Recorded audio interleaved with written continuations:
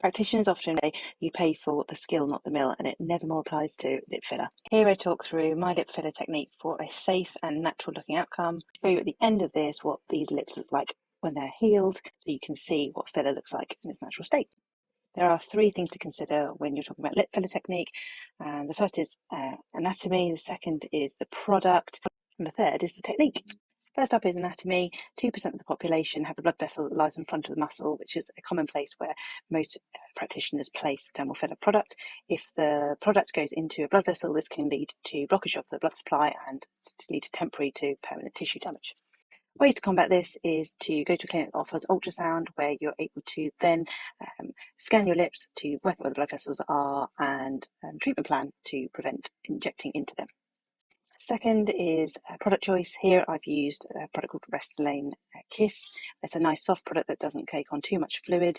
That's what dermal filler does to create better volume, but it also enables for better projection and definition. I always find it gives a natural looking result. If you use generic filler in the lips, it can draw too much fluid and lead to a sausage shape or even lip filler migration. Lastly is technique. If you're looking at someone's lips, they are a closed compartment, the pink part. That means that if you were thinking of like a corridor with two doors at the end, if you inject into the pink part, then the lip filler cannot or should not migrate outside. So that prevents the duck look appearance and keeps the filler where you need it to be. There are many techniques in placing dermal filler in the lips. It normally requires a combination approach to achieve these lips. So there'll be vertical placement lines of the filler and also tiny little microboluses and larger volumes placed depending on where you're lacking volume in your lips and where you want to create projection and height and definition. It's taken me many years to perfect my technique. I'm super happy with the shape of these lips, and as you can tell, this is from the start and it's taken several sittings to get to this type of shape, but I'll now show you what these lips look like healed.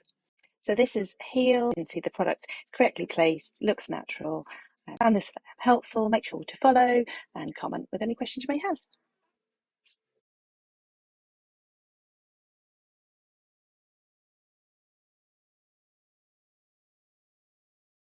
Or make sure to follow and comment with any questions you may have.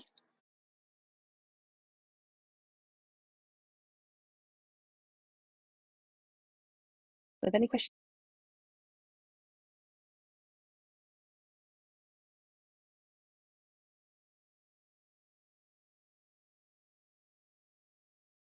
Comment with any questions you may have.